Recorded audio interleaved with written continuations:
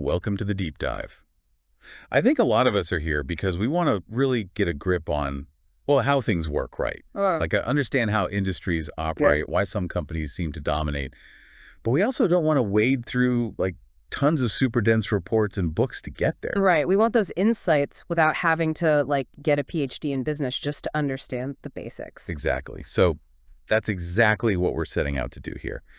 We're going to unpack some of the most powerful ideas about competitive advantage, those fundamental strategies that those big players, those industry leaders, use to get to the top. Yeah, think of this as your shortcut to understanding the DNA of business success, Yeah. the core principles. All right, so for this deep dive, we're focusing on competitive strategy, and our guide, our roadmap, is going to be the work of Michael Porter. Now, Michael Porter, for those who might not be familiar, he's like a legend in the business world. Like, seriously, his ideas about competitive strategy have shaped how countless businesses think and operate. We're talking decades of impact here. And our goal here is to make these, what can be pretty complex ideas, clear and actually useful to you, our listener. So whether you're in charge of a team, building a company, or just trying to make sense of the business world, this deep dive should give you some very real frameworks you can use, like right away. Yeah, this isn't just theory. We're giving you the tools to decode the moves of those industry giants, the strategies behind their success, so you can understand them better, learn from them, and maybe even apply some of these ideas yourself. Okay, so to make sure we cover everything, we've broken this down into 7 key sections. Yeah, 7 key areas we're going to dive into to really dissect this whole world of competitive strategy. All right, so section 1, we're going to tackle understanding industry structure. We're calling this decoding the DNA of competition. Section 2 will move on to choosing your competitive path. That's all about the strategic crossroads and making those big decisions about how you're going to compete. Then in section 3, we'll get into analyzing your rivals, or as we like to call it, knowing thy enemy and ally. Section 4, we're going to focus on creating defensible market positions, essentially, how you build your fortresses in the business world.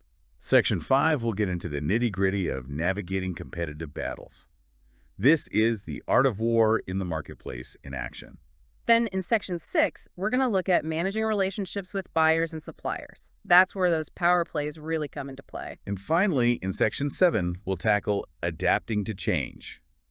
We're calling this staying ahead of the curve in an ever-shifting landscape. So we've got a lot to cover, but I think this is going to be a really fascinating deep dive, and hopefully you'll walk away with some real aha moments. Absolutely. So are you ready to jump into section 1? Let's get started. I'm ready. Let's decode this DNA of competition. Okay, so section 1, decoding the DNA of competition, understanding industry structure. Now, I think a lot of us, when we think about competition, we tend to picture individual companies going head-to-head, battling it out for market share. Right, like it's a boxing match or something. Yeah, but the reality, as I'm starting to understand, is that there are these bigger forces at play, right? There's something deeper going on that shapes how competitive a market actually is. Exactly. It's not just about the companies themselves, it's about the underlying economic structure of the entire industry. Think of it like the rules of the game, the playing field that everyone has to operate on. Okay, so it's not just about who's got the best marketing campaign or the coolest product. It's about understanding the forces that are shaping the entire industry. Right. And this is where Michael Porter's famous 5 forces framework comes in. This is like essential reading for anyone trying to understand how competitive dynamics actually work. Okay, so for someone who's maybe hearing about these 5 forces for the first time, can you break down what they are and, more importantly, why our listeners should really care about them? Sure. So the 5 forces are the threat of new entrants, the bargaining power of suppliers, the bargaining power of buyers, the threat of substitute products or services, and the rivalry among existing competitors. And understanding how these forces interact in your industry is crucial for several reasons. First, it helps you figure out where the real profit potential is. Some industries are just naturally more profitable than others because of how these forces play out. So before you even jump into a market, you can use this framework to assess whether it's even worth your time and effort. Exactly. If the forces are aligned in a way that squeezes profits, you might want to think twice before diving in. Second, Understanding these forces allows you to position your company strategically. You can build defenses against the most powerful forces or even try to influence them to your advantage. So it's not just about understanding the forces, it's about figuring out how to use them to your benefit. Hmm. Can you give an example? Sure, let's say you're in an industry with a high threat of new entrants. You might focus on building super strong brand loyalty to make it harder for newcomers to steal your customers. Or you might invest heavily in technology to create a cost advantage that makes it tough for smaller players to compete. It's like understanding the terrain of the battlefield and choosing the right strategy for that terrain. That's a great analogy. And third, understanding these forces helps you anticipate how the industry might change over time.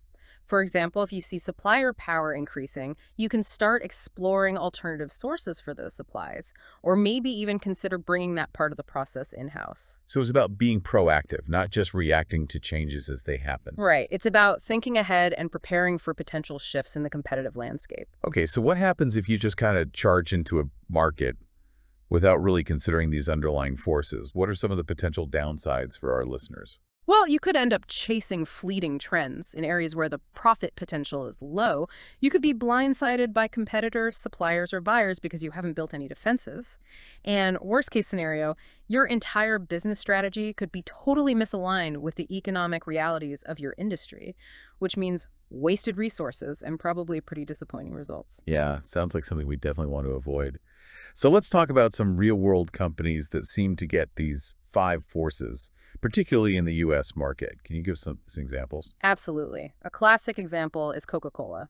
They've always been very aware of the threat from substitute beverages, like all those other drinks out there vying for shelf space and consumer attention. And they've also been keenly aware of the bargaining power of their buyers, like those massive supermarket chains and restaurant groups. So how do they deal with these forces? Their strategy has been to build incredibly strong brand loyalty. People ask for Coke specifically. They don't just say, give me a soda. And they've built an insanely massive and efficient distribution network, which makes it really tough for competitors to match their reach. So they've made themselves almost indispensable both to consumers and to their distribution partners. Right. It's a very strategic approach to mitigating those two powerful forces. Another great example is Amazon.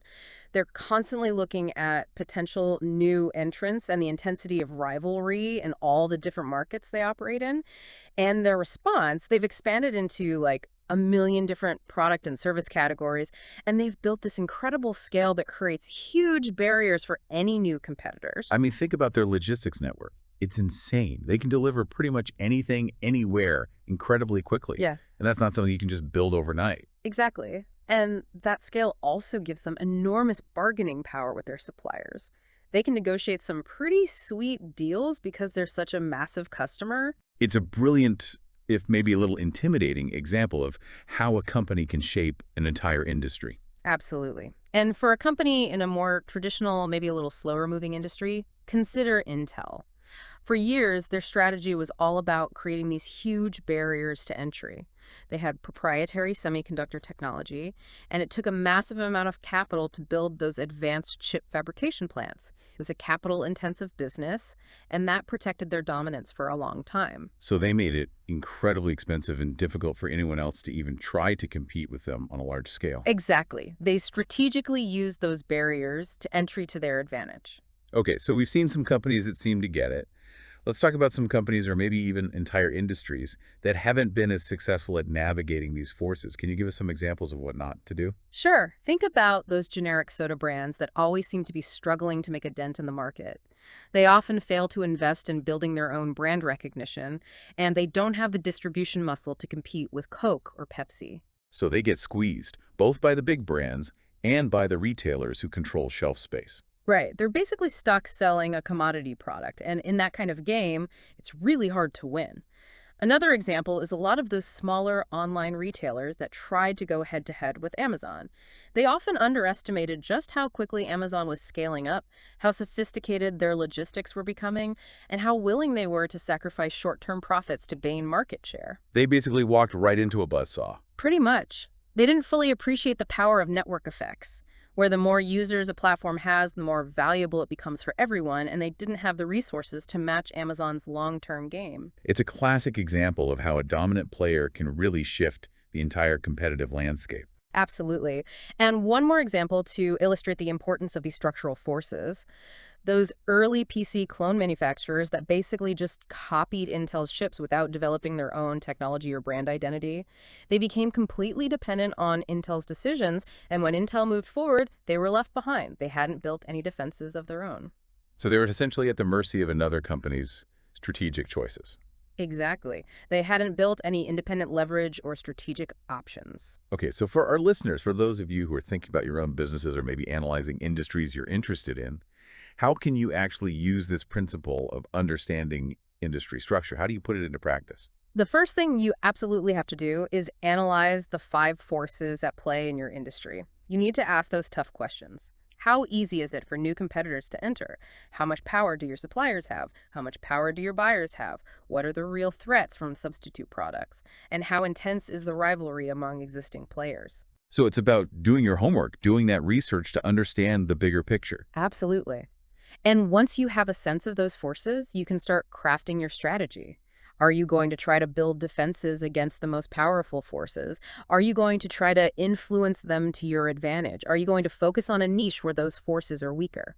Can you give us a concrete example of how someone might use this analysis? Sure. Let's say you run a company that makes specialized parts for cars. You do your analysis, and you realize that there are only a few suppliers for a crucial raw material.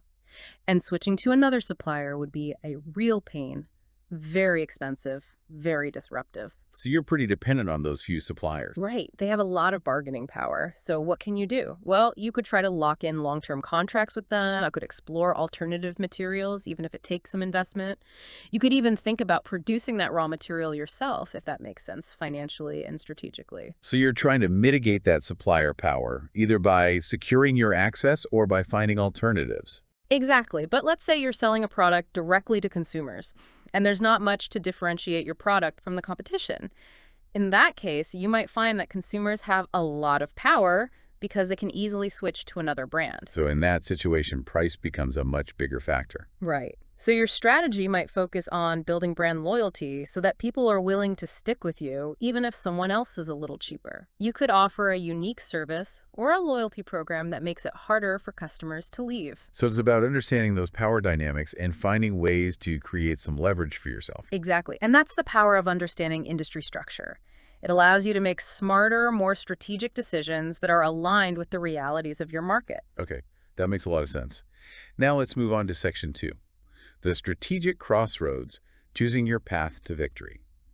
So we've got a good grasp of the industry structure, the forces at play. Now it's time to decide how we're actually going to compete within that landscape. This is where Porter's 3 generic competitive strategies come into play: cost leadership, differentiation, and focus. These are the fundamental ways a company can build a sustainable competitive advantage. And the key here is to make a choice, to commit to a path and avoid being stuck in the middle. Stuck in the middle, that sounds like a bad place to be. What exactly does that mean? It means you're not really good at anything. You don't have the lowest costs, you're not particularly differentiated, and you're not focused on a specific niche. You're just kind of there. And those companies tend to struggle. They don't stand out in any way, so they're not really appealing to any particular group of customers. Right. They lack a clear value proposition. So for our listeners, what are the benefits of actually picking one of those strategies, cost leadership, differentiation, or focus, and really going for it? Choosing a strategy gives your entire organization a roadmap, a direction. It guides every decision you make, from product development to marketing to operations. Everyone's on the same page, working towards the same goal. So it helps you align your entire business around a specific way of competing. Exactly. Second, a clear strategy helps you build a defensible position in the market. It helps you create those barriers to entry we talked about. If you're the undisputed cost leader, or if you're offering something truly unique and valuable, it's much harder for competitors to just come in and steal your customers. It's about creating a moat around your business. Right.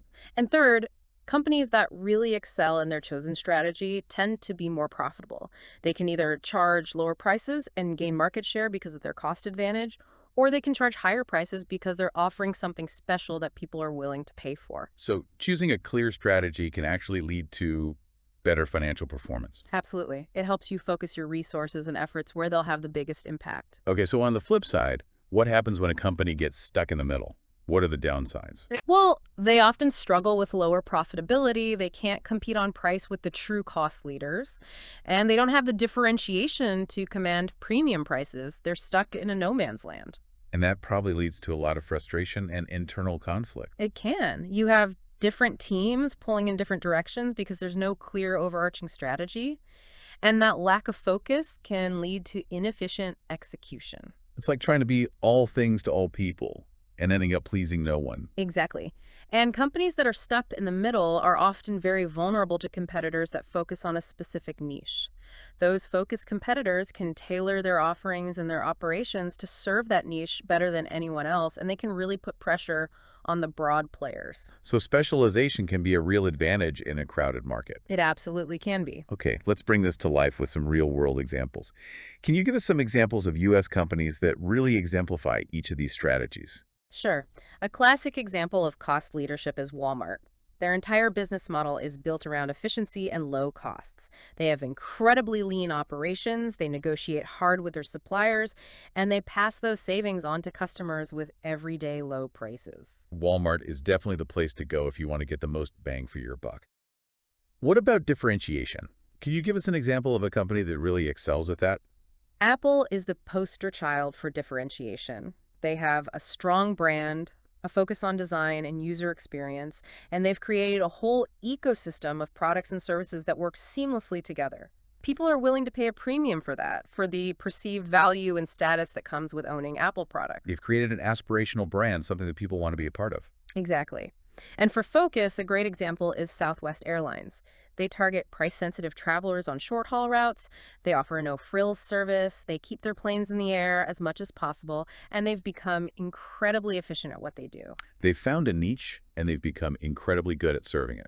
Right. They don't try to be everything to everyone. They've made strategic choices about who they're going to target and how they're going to compete. Okay, so we've seen the good. What about the bad? Can you give us some examples of companies that have gotten stuck in the middle? Sears is a classic example. They couldn't compete on price with the discount retailers, and they didn't really offer anything unique or special to justify higher prices. They lost their way, and they paid the price. They didn't have a clear identity, so they ended up losing ground to companies that were more focused and more differentiated. Exactly. And another example is some of the early Android phone manufacturers. They were just trying to copy the iPhone without building their own strong brand or offering a unique selling proposition. They lacked a clear reason for consumers to choose them over Apple. So they ended up being just another option in a crowded market. Right. They were just there. And that's not a good place to be in a competitive market. And one more example. Some regional airlines that try to compete with both the big national carriers and the low-cost carriers. They end up with higher fares than the low-cost guys and a less extensive network than the big guys. They're stuck in between. So for our listeners, how do you apply this idea of choosing a competitive strategy?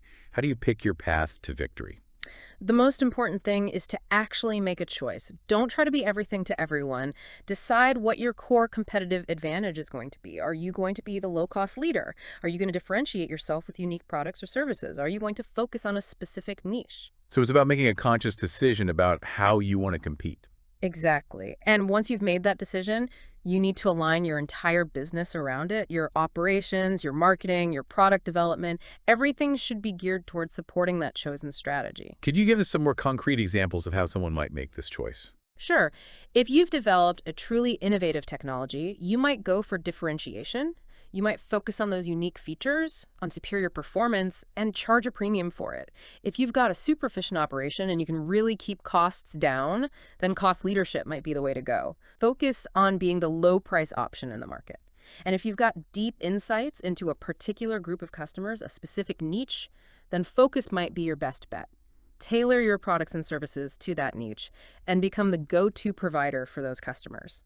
So it's about understanding your strengths, your resources, and the opportunities in the market, and then making a strategic choice that aligns with all of those factors. Exactly. It's about playing to your strengths and building a sustainable competitive advantage. All right, so we've got a handle on the industry structure, and we've chosen our competitive approach. Now let's move on to Section 3. Know thy enemy and ally, mastering competitor analysis. This sounds a little bit like we're going into espionage mode here. It kind of is, in a way. It's about being strategic and smart about how you approach your competition. Understanding your own strengths and weaknesses is important, but you also need to understand your competitors just as well, if not better. So it's not just about knowing who your competitors are, but about really digging deep into their operations, their strategies, their strengths and weaknesses. Exactly. It's about understanding their moves, anticipating their next steps, and figuring out how to respond effectively. It's like a game of chess. You need to think several moves ahead. So for our listeners, what are the key benefits of really understanding your competitors this deeply? First, it helps you predict their actions.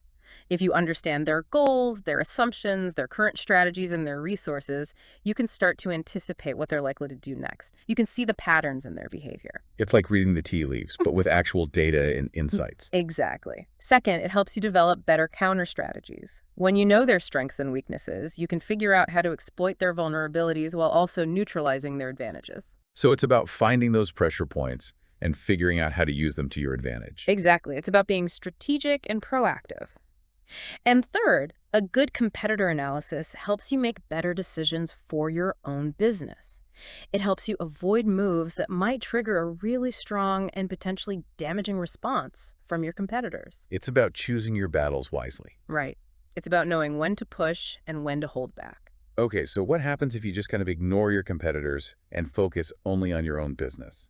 What are some of the risks for our listeners? Well, you could be blindsided by something they do. You might be completely unprepared for a new product launch or a change in their pricing strategy, and that can really set you back. It's like playing a game with your eyes closed.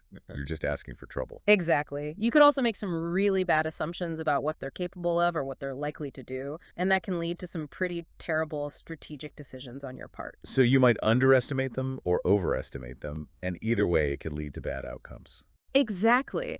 And maybe the biggest risk is that you could trigger a full-blown competitive war, something that can be incredibly costly and damaging for everyone involved. It's like a price war that just keeps escalating, and everyone loses money in the process. Right. And those kinds of battles can take a long time to recover from. Okay, let's talk about some companies that seem to get this whole competitor analysis thing right. Can you give us some examples from the U.S. market? Sure. Netflix is a great example. They are constantly analyzing their streaming competitors like Disney Plus, HBO Max, and Amazon Prime Video. They look at what content those competitors are offering, what their pricing models are, how their subscriber numbers are growing, and they use that information to inform their own strategies. So they're constantly gathering intel and adjusting their own plans based on what they're seeing from their rivals. Exactly. They're playing a very strategic game. In a more traditional industry, think about car companies like Ford and General Motors. They've been watching each other very closely for decades, analyzing each other's product development, marketing campaigns, and pricing strategies. It's a constant back and forth, a game of one-upmanship. Right. They're always trying to anticipate what the other is going to do and then figure out how to counter it.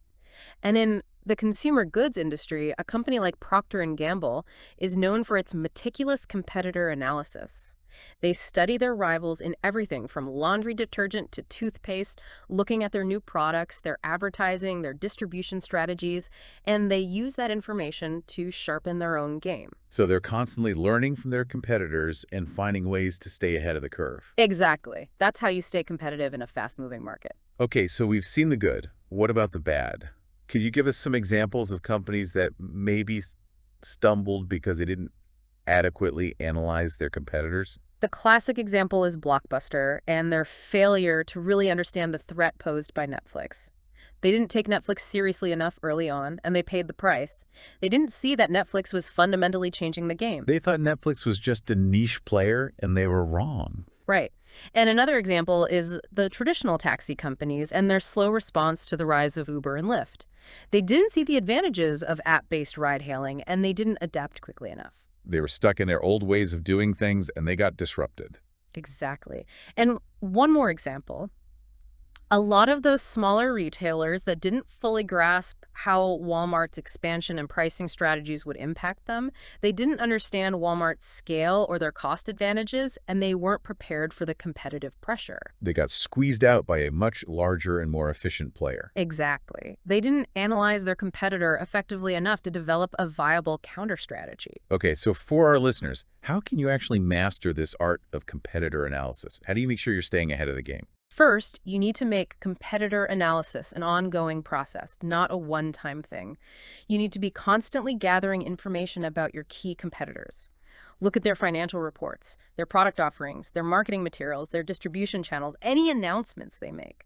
But don't just stop there. Try to understand their underlying assumptions, their strengths, their weaknesses, their motivations. It's about reading between the lines, trying to figure out what they're really thinking and what they're likely to do next. Exactly. It's about being analytical and insightful. Can you give us some specific examples of what this deeper analysis might look like? Sure.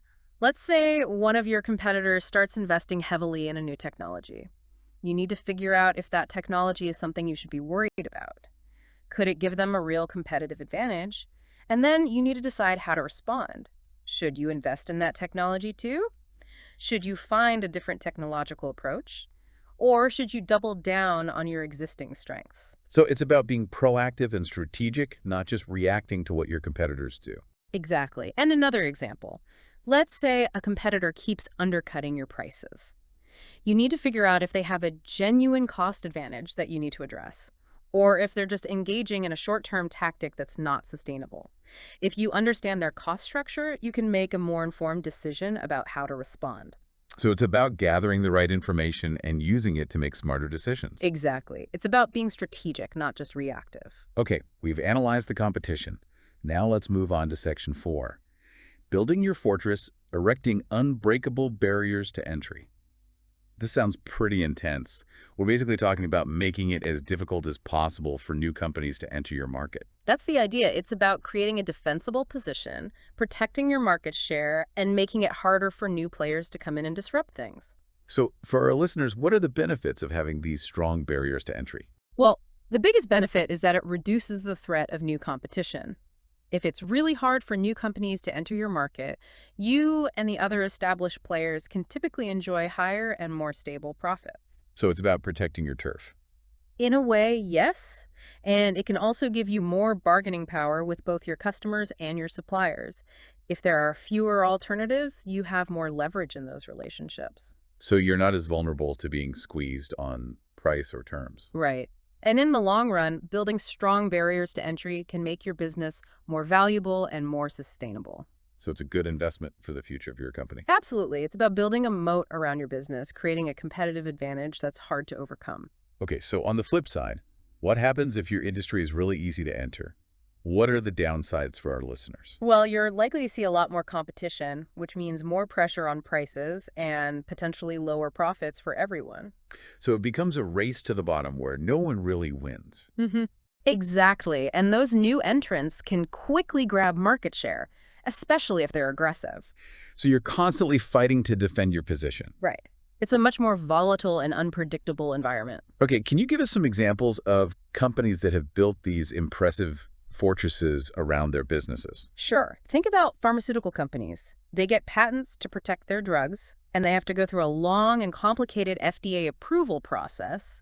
That creates a huge barrier for generic drug manufacturers. So those patents are like a legal shield, protecting their profits and their market share. Exactly. And historically, cable TV companies benefited from the high cost of building the infrastructure, laying all that cable, and the fact that they could get exclusive content deals. That made it really hard for new players to enter the market. So they had a physical and a contractual barrier to entry. Right. And think about credit card networks like Visa and MasterCard. They benefit from these massive network effects. The more people and businesses use their cards, the more valuable the network becomes. That makes it incredibly difficult for a new payment network to gain any traction. So it's like a self-reinforcing cycle. The bigger they get, the harder it is to compete with them. Exactly. They've built a very defensible position. Okay, so we've seen the good. What about the bad? Can you give us some examples of companies that didn't build those walls effectively, or maybe their walls got breached? Think about those early online music stores that tried to compete with Apple's iTunes. They didn't have that tight integration with the iPod, they didn't have the brand loyalty, and they didn't have the same kind of ecosystem. Apple just came in and blew them away. They didn't have the same kind of stickiness that hold on their customers. Right. And think about smaller airlines trying to compete with the big hub and spoke carriers before deregulation. Those regulations acted as a barrier to entry, but once they were relaxed, those smaller airlines that hadn't found other ways to differentiate themselves really struggled. The rules of the game changed, and they weren't prepared. Exactly. And in the early days of personal computing, a lot of software companies tried to compete with Microsoft, but they didn't have Microsoft's massive ecosystem of applications, their developer network, or their brand recognition. It was a very tough fight. So they were up against a giant with a lot of built-in advantages. Right. And they didn't really have a way to counter those advantages. Okay, so for our listeners, how can you go about building your own fortress? Yeah. How can you erect those barriers to entry in your market? The first step is to figure out what kinds of barriers are relevant and attainable in your industry. It might be proprietary technology, it might be brand loyalty, it might be scale, it might be relationships with distributors, it might be leveraging network effects. And then you need to invest in building and strengthening those barriers. So it's about making a strategic choice about which barriers to focus on and then putting in the resources to make them as strong as possible. Exactly. It's about making it as difficult and costly as possible for new entrants to come in and take a bite out of your market share. Can you give us a concrete example of how a company might do this? Sure. Imagine you're building a software platform for businesses. You might decide that your barrier to entry is going to be a strong ecosystem of developers. So you focus on building that ecosystem, on attracting developers to build applications and integrations for your platform. The more integrations you have, the more valuable your platform becomes, and the harder it is for a competitor to come in and offer a comparable alternative. So you're creating a network effect that makes your platform more and more valuable over time. Exactly. And another example, if you're in manufacturing, you might invest in highly specialized, large-scale production facilities that give you a significant cost advantage. It would be incredibly expensive for a new entrant to try to match that scale. So you're making it very difficult for someone to just come in and compete with you on price. Right, they'd have to make a huge investment just to get to the starting line. Okay, that's a great example. So we've built our fortress, we've got our defenses in place. Now let's move on to Section 5. The art of war in the marketplace, navigating intense rivalry. Even with strong defenses, you still have to deal with those other companies that are already in the market, your existing competitors. That's right. Even in a market with high barriers to entry, there's still going to be competition. Welcome to the deep dive. I think a lot of us are here because we want to really get a grip on, well, how things work, right? Like understand how industries operate, why some companies seem to dominate. But we also don't want to wade through like tons of super dense reports and books to get there. Right. We want those insights without having to get a PhD in business just to understand the basics. Exactly. So that's exactly what we're setting out to do here. We're going to unpack some of the most powerful ideas about competitive advantage, those fundamental strategies